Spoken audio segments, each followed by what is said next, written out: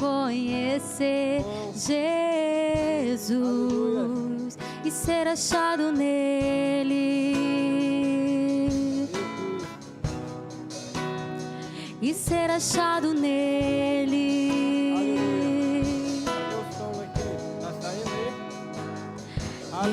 Eu quero conhecer Jesus. Eu quero conhecer Jesus.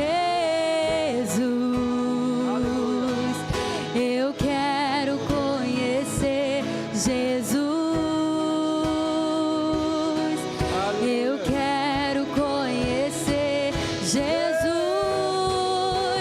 Meu amado é o mais belo entre milhares e milhares. O meu amado é o mais belo entre milhares e milhares.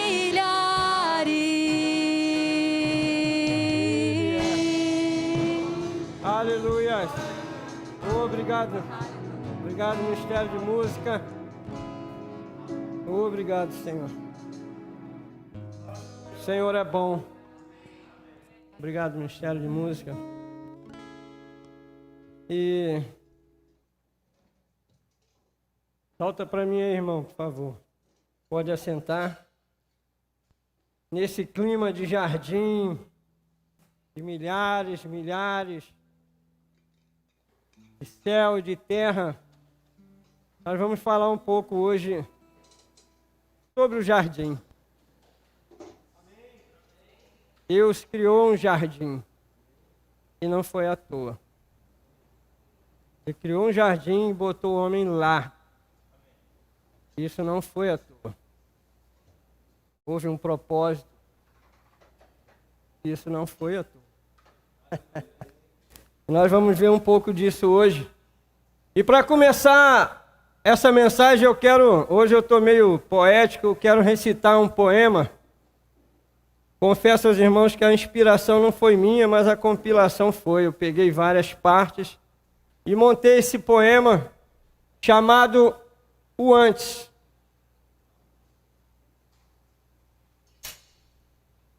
E esse poema ele fala sobre a vida de Deus antes da criação de todas as coisas. Então vocês me perdoem porque eu não sou um poeta, não sei nem se é recitar ou declamar, mas vou falar. O poema é o antes. O princípio. Em algum tempo, se é que podemos chamar assim, antes de tudo, na eternidade passada, o Deus Trino, ainda que subsistindo em 3 pessoas divinas e distintas, habitava só, vivendo em perfeita harmonia, amor e graça, sem a necessidade de amar e ser amado, envolto em luz inacessível, pleno, completo, satisfeito em si mesmo, de nada tendo falta. Não existia céu, não existia terra nem mar, não existiam os anjos, nem homens ou animais. Não havia nada nem ninguém, apenas Deus, pleno, mergulhado e satisfeito em sua glória.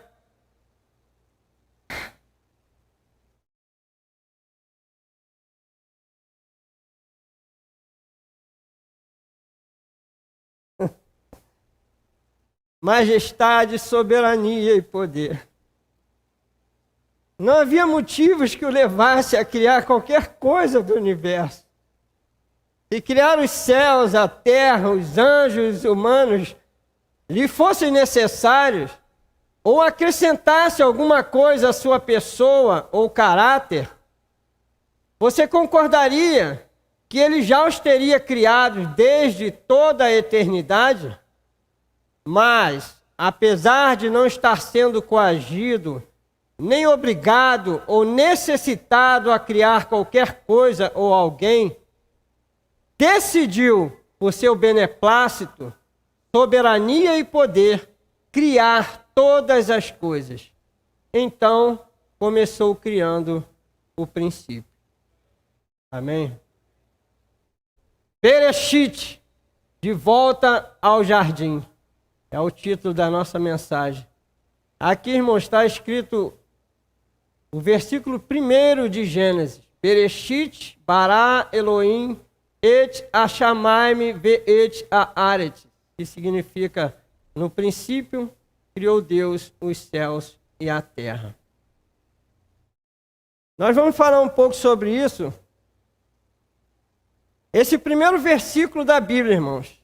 No princípio criou Deus os céus e a terra.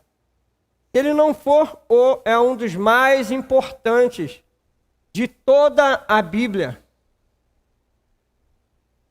De todas as Escrituras. Porque nesse versículo nós podemos observar quem Deus é, o que ele fez e para quem ele fez. E se você não entender bem Gênesis 1:1, você não vai entender o restante das Escrituras. Todo ser humano, ele busca um ser que ele possa adorar, se prostrar e venerar como um Deus. E se você não sabe quem é o Deus que você adora, você vai colocar qualquer um no lugar dele. Isso é idolatria, pecado. E eu quero observar algumas verdades nesse versículo.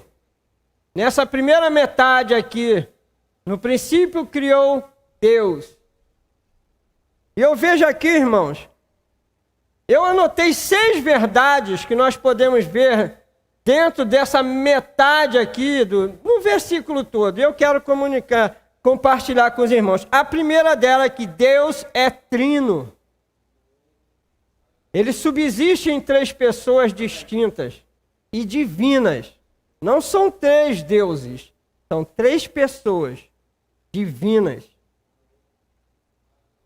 E o interessante é que ele usou esse molde da sua própria essência para criar a humanidade, toda a criação. Esse tripé, Deus trabalha na base 3, espírito, alma e corpo. Jesus ressuscitou ao 3º dia. Você é formado por espírito, alma e corpo. Se você observar pela Bíblia, tem muita coisa relacionada ao 3. A única palavra que se repete na Bíblia por 3 vezes é santo, santo, santo. E esse tripé, ele fez a criação deixa eu ver aqui, irmão. Do tempo, do espaço e da matéria. E na base do tempo está aqui, ó, no princípio.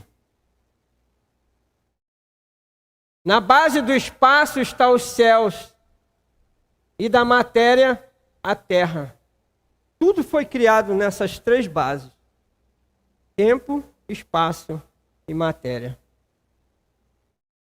E essa é a primeira verdade que eu vejo nesse pequeno versículo aqui.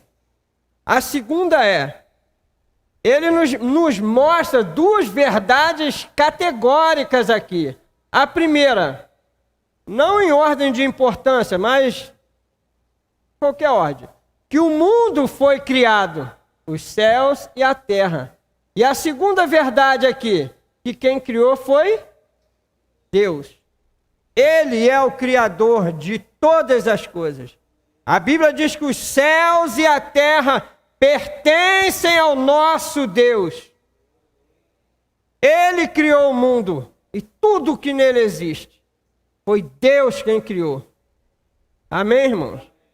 A terceira é que não é possível cientificamente provar que Deus foi quem criou todas as coisas. Eu estive estudando um pouco sobre isso e os cientistas alegam isso.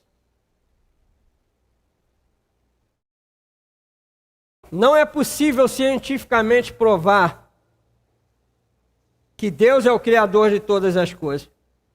Mas não se espante com isso, não. Abre sua Bíblia aí no livro de Hebreus, capítulo 1.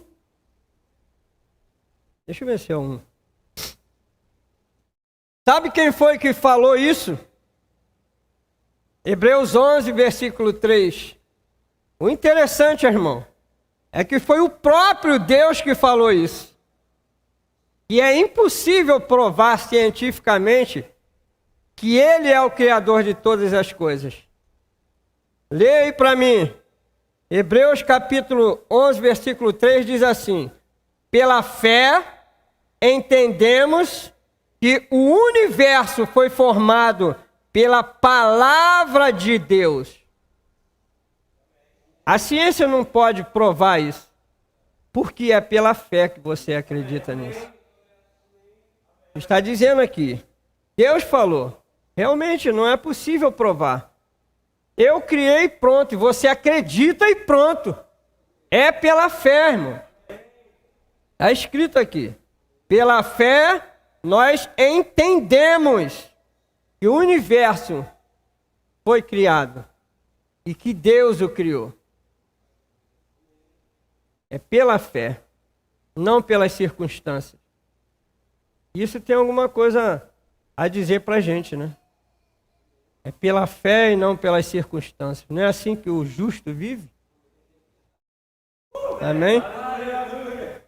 A quarta é: Ele é o único ser capaz de criar a partir da inexistência.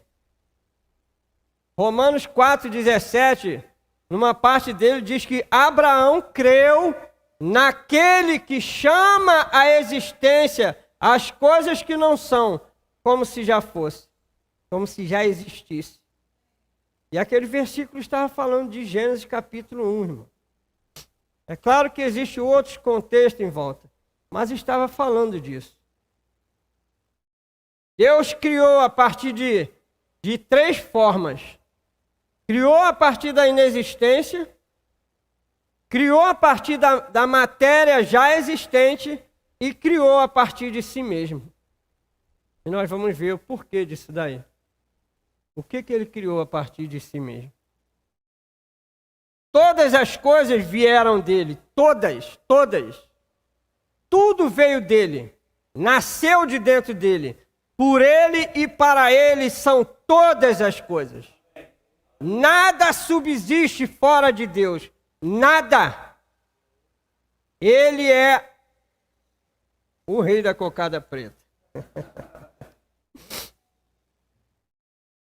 A quinta verdade é que Deus começou a criar pela sua palavra. Gênesis capítulo 1, versículo 3, o que começa dizendo lá? E disse Deus, haja luz. E o interessante, irmãos, que os mais antigos aí devem conhecer uma palavra chamada abracadabra. E foi essa palavra que Deus usou. No hebraico, essa palavra é escrito abaracadabará. Só que com o tempo foi falando, tiraram um azinho do início, outro do fim, ficou abracadabra. E abracadabra significa, no original, eu crio conforme eu falo. Então isso não é novidade para o mundo, não. Deus já tinha falado isso lá em Gênesis. Eu crio conforme eu falo. Por isso que ele disse, haja. Deus poderia criar o mundo de qualquer forma, irmão. Só no dedo. Fazendo, estalando o dedo, batendo palma. Mas ele quis criar pela palavra. E sabe o que isso me diz, irmão? No português você não vê isso, mas no hebraico você vê. Essa palavrinha aqui, ó, et, é a primeira e a última letra do alfabeto hebraico. É o Aleph e o Tov. A primeira e a última. E isso diz, lá em Apocalipse, usaram o grego, dizendo, eu sou o alfa e o ômega. Ela não tem interpretação. Então, os grandes eruditos aí da tradição judaica, eles entendem, baseado em Gênesis capítulo 1, versículo 3, que ele começou falando que aqui, antes dele criar os céus e a terra, teria Bereshit bara Elohim, no princípio criou Deus a língua, um idioma. E baseado nesse idioma, ele começou a criar os céus e a terra. Ele falou. Ele não precisava falar. Mas ele criou uma língua. Prova disso é que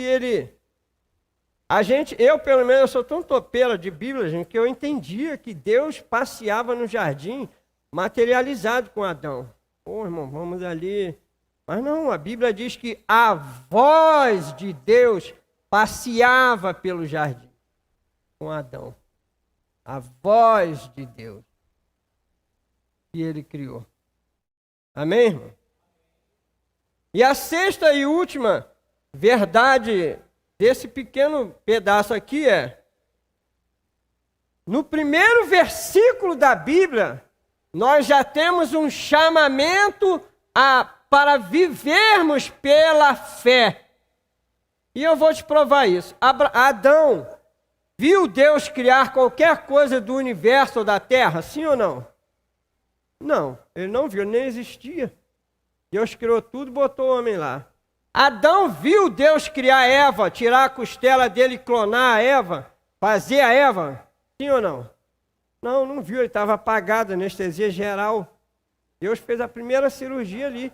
Isso é sério, irmão, anestesia geral. E Eva, a costela é onde eles tiram a medula para clonar. Adão não viu isso. Então, tudo que restou para Adão foi crer. Desde o início, a ordem é: o justo vive pela fé. Adão era justo antes de pecar. Antes dele pecar e cair, ele era chamado filho de Deus. Depois ele perdeu essa condição e Jesus herdou. Mas no início ele era. E ele apenas cria. Foi Deus que fez. E eu creio. Desde o início, Deus nos chama a viver pela fé. Amém, irmão? E o título da minha mensagem é De Volta ao Jardim. Irmãos, eu já vi que não vai dar tempo mesmo. A Bíblia diz assim, que Deus anuncia o fim desde o começo. E eu não fazia menção disso, noção do que é isso. A gente tem aquela coisa de neopentecostalismo, mas presta atenção no que eu vou te dizer. A história começou de um jeito e vai terminar do mesmo jeito, não é do outro jeito, é do mesmo jeito. Deus criou um jardim e colocou o homem lá, e você vai voltar a viver em um jardim. E eu vou provar isso para você até o final. Só vai mudar a forma para melhor. Mas sabe por que Deus anuncia o fim desde o início, irmão? Os 4 capítulos da Bíblia que não citam pecado, sabe quais são? O primeiro e o segundo de Gênesis e os 2 últimos de Apocalipse. Capítulo 1 e o 2 de Gênesis não cita pecado. E o capítulo 21 e 22 de Apocalipse também não cita pecado. E no 19, Deus lança todo mundo no inferno. O pecado, a morte, o inferno, Satanás, o demônio, toda a lixaiada toda vai para lá. Não existe pecado no final da história. E Deus já tinha avisado isso desde Gênesis. Começou sem pecado, vai terminar sem pecado. Amém, irmão? Deus nunca mudou o plano dele. Nunca. Você vai falar assim, mas aonde está o Jardim do Éden? O Jardim do Éden ele foi destruído pelo dilúvio. Mas algo no jardim do Éden foi preservado. A árvore da vida. A árvore da vida. O Éden, irmãos, era um lugar físico, geográfico, específico. E uma coisa que a gente confunde é, qual é o nome do jardim que Deus criou? Éden. Não é Éden. Éden não é um jardim. O jardim não tem nome. Deus criou um jardim. É como ele fala assim, eu vou colocar o verbo da vida em seropédica. Ele criou um jardim e colocou numa região chamada Éden, que também significa presença de Deus. Ele criou esse jardim, colocou o homem ali para que o homem vivesse e se relacionasse com ele naquele ambiente de glória. O homem, ele refletia a glória de Deus. Ele perdeu isso no pecado, mas Jesus trouxe de volta, porque Jesus é a expressão exata de Deus. No início era Adão. Ele era o ícone da perfeição. Ele expressava a pessoa, a glória e a majestade de Deus. E foi isso que aconteceu, irmãos. Quando ele pecou, a Bíblia diz que eles se viram nus. É porque a glória que os envolvia saiu dele.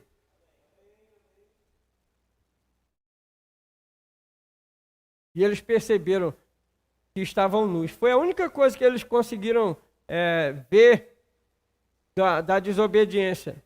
Sem a ajuda de Deus, perceber a sua miserabilidade. Amém, irmão? O Éden é um protótipo do que Deus quer para a humanidade. Ele nunca mudou isso. Ele nos colocou lá e vai nos levar de volta para lá.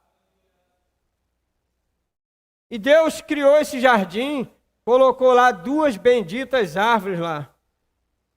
A árvore da vida e a árvore do conhecimento. Em Gênesis capítulo 1, 26 e 27, ele começa a falar do homem. Deus o criou à sua imagem e semelhança. Aí eu lembrei do que eu estava falando com você esse dia, que eu não lembrava o que era.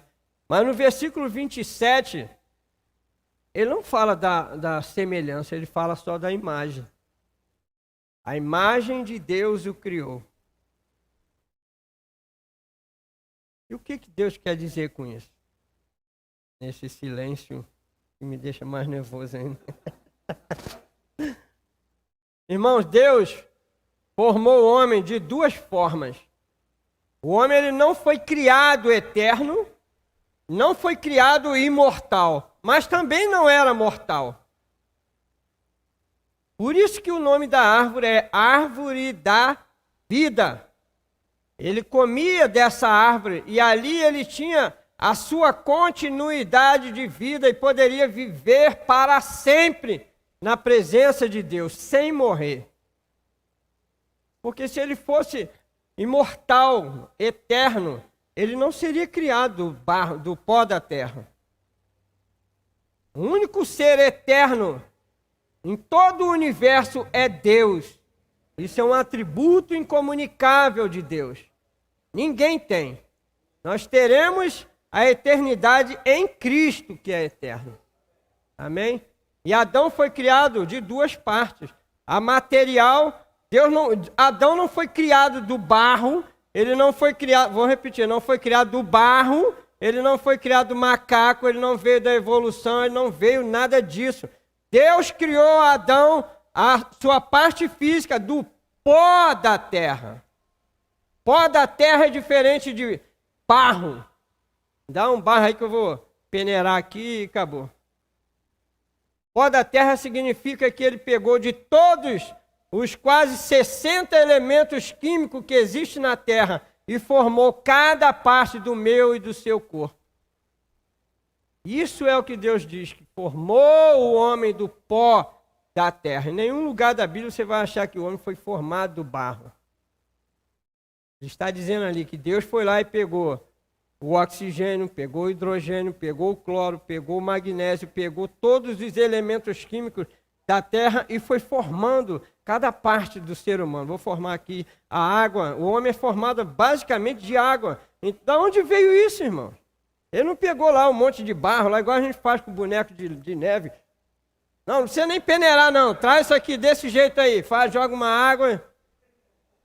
Não, irmão, você foi feito com requinte. Entendeu? Com requinte.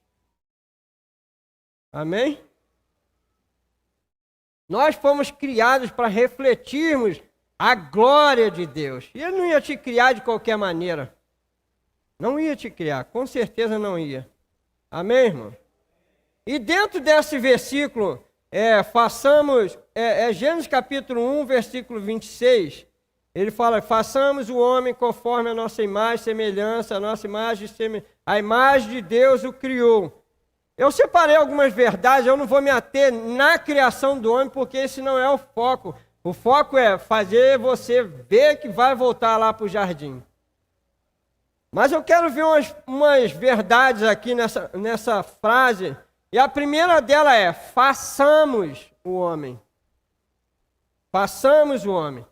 E aqui nos diz que quem criou o homem foi Deus. Você não veio do macaco, você não veio do barro, você não veio da teoria da evolução, você não veio de uma ameba. Você não veio disso. Você veio de Deus. A primeira parte, ele foi lá e pegou o pó da terra, e a outra eu já vou te dizer qual foi. Mas veja bem, esse façamos aqui, ele está dizendo para mim e para você que ele estava falando com alguém.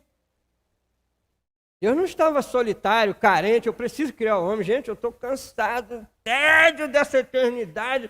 Não tem ninguém, estrela não fala, ninguém fala, gente. Eu preciso criar um homem para poder me relacionar, falar com ele, eu estou cheio de palavras. Não, ele não tinha necessidade disso. Deus não precisava criar nada, nem céu, nem terra, nada. Ele é pleno em si. Deus não precisa que você dê um sorriso para ele se alegrar. Ele é a fonte de toda a alegria. É a alegria dele que é a nossa força. Não a nossa força que vai alegrar a Deus.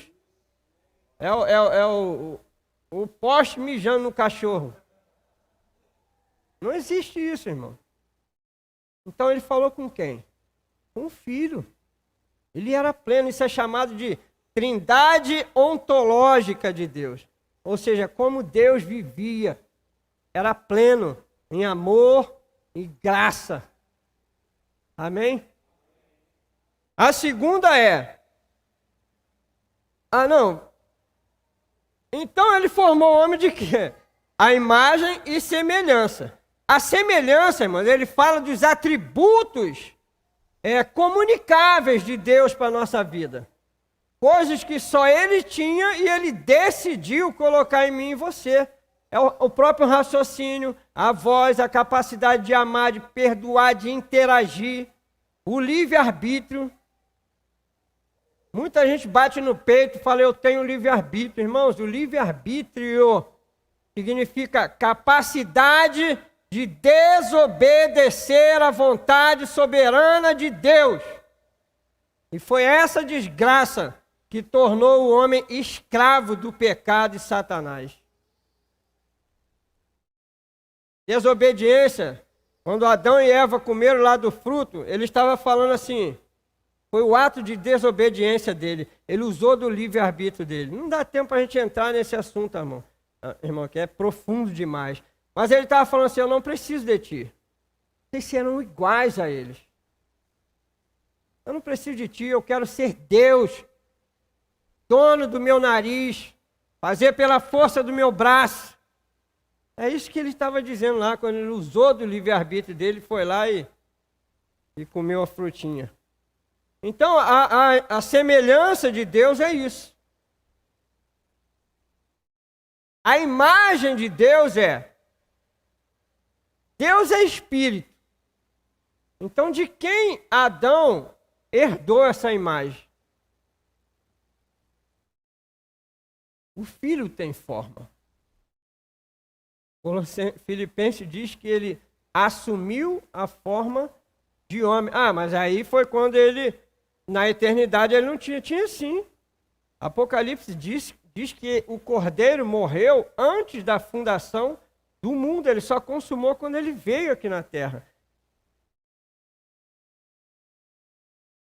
Ele é a imagem do Deus invisível.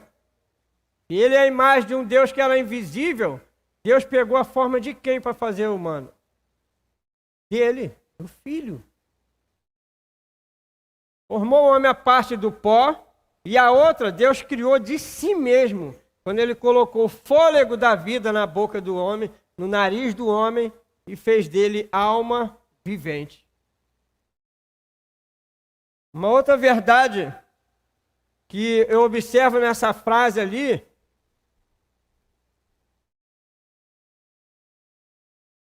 é muita coisa, irmão. Deus que me perdoe.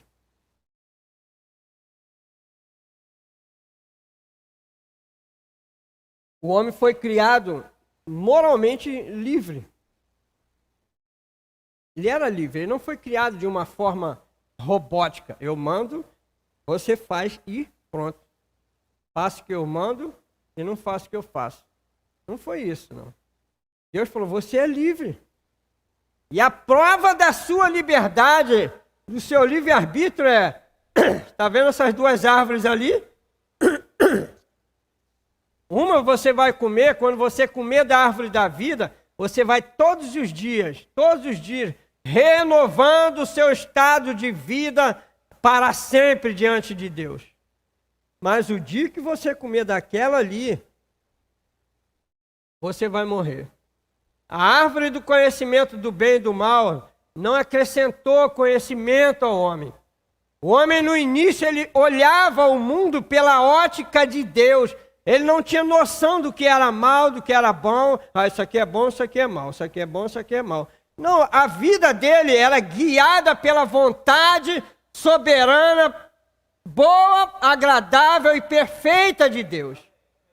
Ele não se preocupava com isso. Mas a árvore do conhecimento do bem e do mal trouxe para ele o quê? Ele perdeu essa ótica de olhar o mundo pelos olhos do Pai e passou a olhar pelos seus próprios olhos, pelos olhos de Satanás. A sua vontade foi dominada por Satanás. Isso era a função da árvore do bem e do mal. Se era do conhecimento do bem e do mal, significa que eles não tinham esse tipo de conhecimento. Eles andavam e praticavam. Eles não viviam por instinto, irmão. A vontade deles era submissa à vontade de Deus. Então, Senhor, eu quero fazer isso aqui. Não. O que tu quer que eu faça hoje? Dá nome para os animais. Cuida da tua esposa. E ele cria nisso, irmão. Até que um dia eles consumaram esse pecado maldito de comer a árvore do conhecimento, do fruto. O fruto não era o mal, a gente precisa entender isso.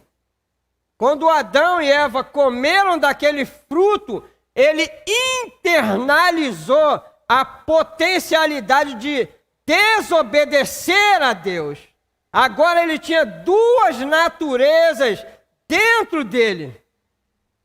O Rony, às vezes ele cita um versículo lá que Deus fala com Caim, que o mal, o pecado está na tua porta, batendo na tua porta, e cabe a você dominá-lo. Adão, quando pecou, comeu daquele fruto, ele internalizou essa natureza pecaminosa. E por causa disso,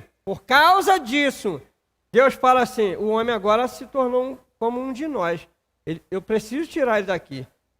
Por que Deus tirou o homem do jardim? E colocou querubins e uma espada flamejante, guardando a entrada do jardim do Éden. Por que ele fez isso? Para que o homem não voltasse e comesse da árvore da vida. Mas não é porque ele estava com fome não, irmão. Porque se ele come da árvore da vida, naquele estado caído, imperfeito, ele perpetualizaria essa natureza pecaminosa. E aí não tinha Jesus que desse jeito nisso.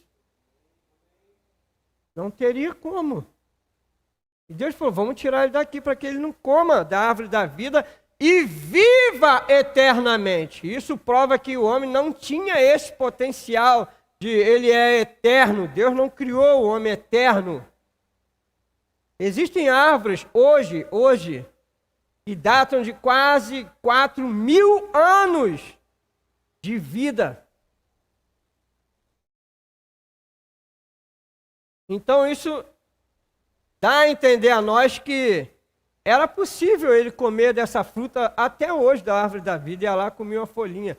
Lá em Apocalipse diz o quê? Que a árvore da vida, as folhas é para a saúde das nações. Continua a mesma coisa, irmão. Nós vamos nos alimentar daquela árvore lá. Está lá, está escrito, não sei o que estou falando não. Abre sua Bíblia aí em Apocalipse 22, você vai ver. Então o homem não podia eternizar essa natureza pecaminosa.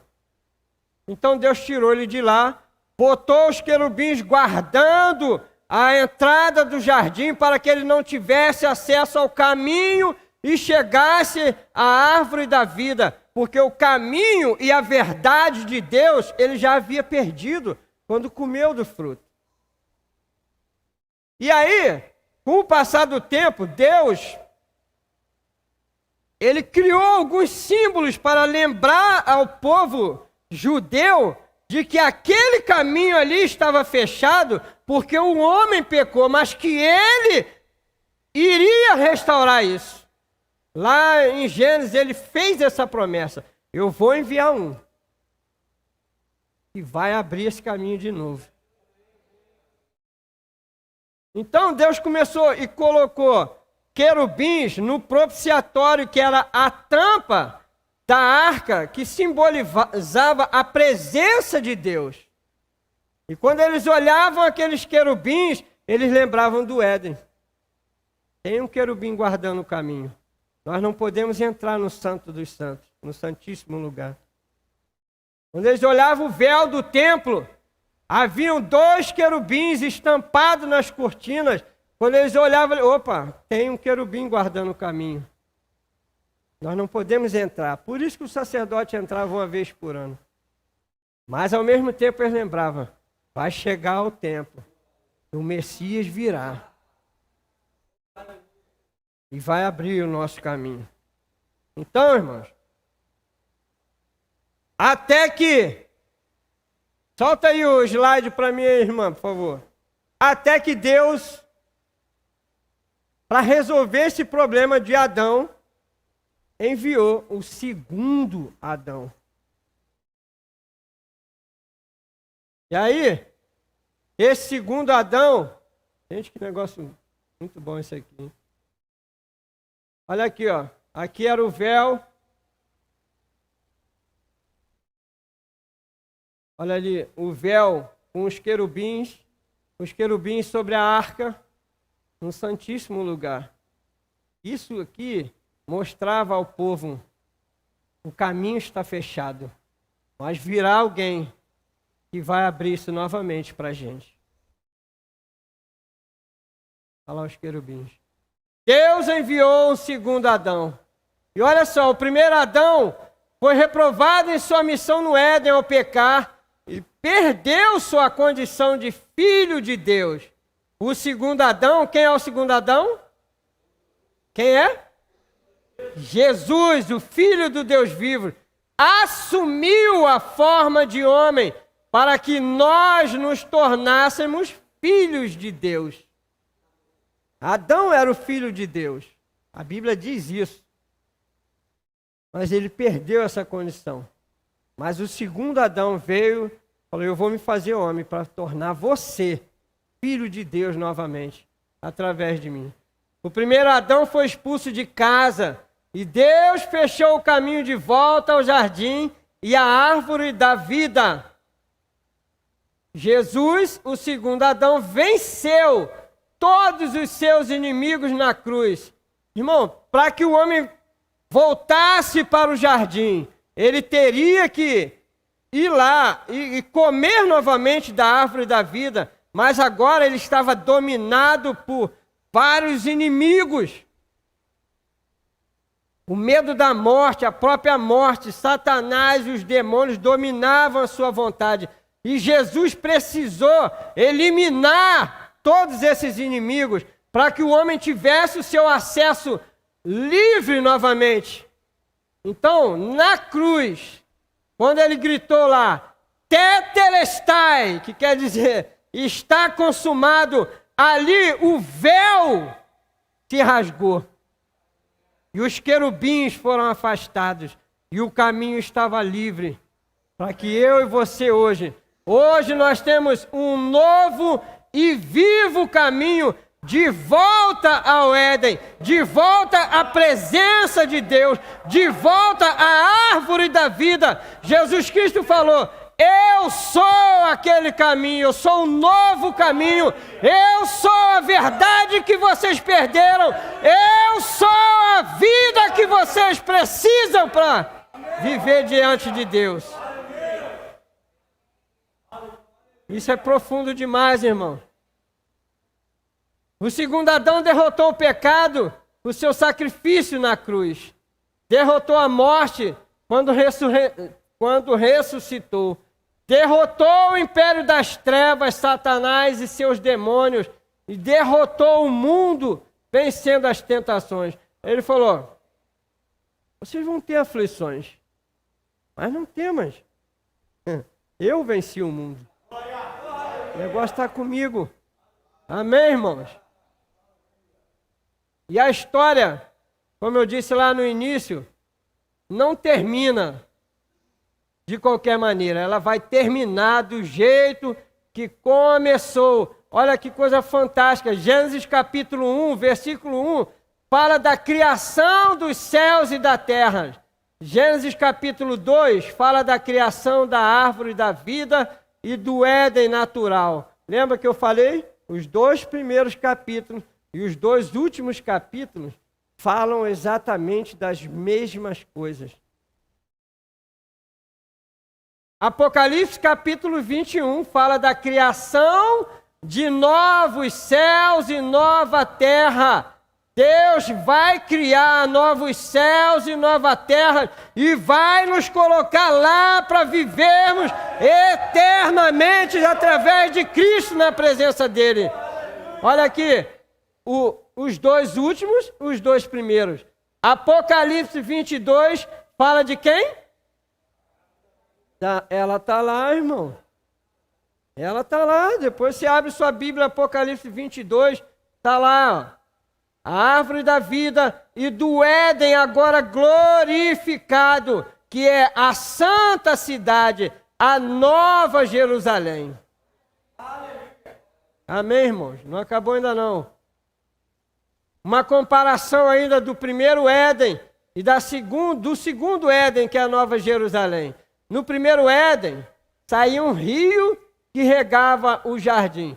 Irmãos, a nova Jerusalém é o Éden agora glorificado. E a Bíblia diz que ele descerá dos céus. E Deus pousará a cidade santa na terra. E nós habitaremos ali. E não vai ser com esse corpo mortal, esse barrigão que eu tenho, não. Sabe por quê? Tessalonicenses diz, ou Coríntios fala, que no dia que ele vier buscar sua noiva, eu e você, se estivermos vivos, e eu espero estar, receberemos um corpo glorificado, como era no início. E aqueles que estiverem mortos ressuscitarão. E nós seremos unidos. O Espírito Santo, esse cara é demais, vai pegar aquele bandão todo e toma, Senhor. Você sabia que a igreja é o presente de Deus para o seu filho? Você não vai entrar no Éden novamente de qualquer maneira. Você vai ter um corpo glorificado, refletindo como era no início, a glória e a pessoa de Deus. Jesus é a expressão exata de Deus. E nós seremos tal como Ele é na eternidade. E já somos hoje através do novo nascimento. E se você está aqui hoje que não tem Jesus no seu coração e quer entrar por esse vivo e novo caminho, você precisa crer nisso e receber Jesus na sua vida como seu Salvador. Amém? No segundo Éden, a Nova Jerusalém, lá era o rio que tinha 4 braços lá. O rio Eufrates, o Tigre, Gion e Pison. Na Nova Jerusalém, um rio sai da onde?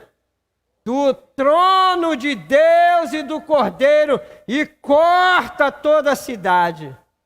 No primeiro Éden, a árvore da vida estava no meio do jardim. No segundo Éden, a glorificada Nova Jerusalém, a árvore da vida está no meio da praça, de um e de outro lado do rio. Você vai ver a praça e está lá. E sabe o que ela vai fazer? Produzirá 12 frutos, um por mês. E suas folhas serão para a saúde das nações. Nós comeremos dela de novo. Não fica triste porque só Adão e Eva comeu dela. Você vai comer também. Amém, irmão? E para encerrar, no primeiro Éden, havia maldição, dor e lágrimas.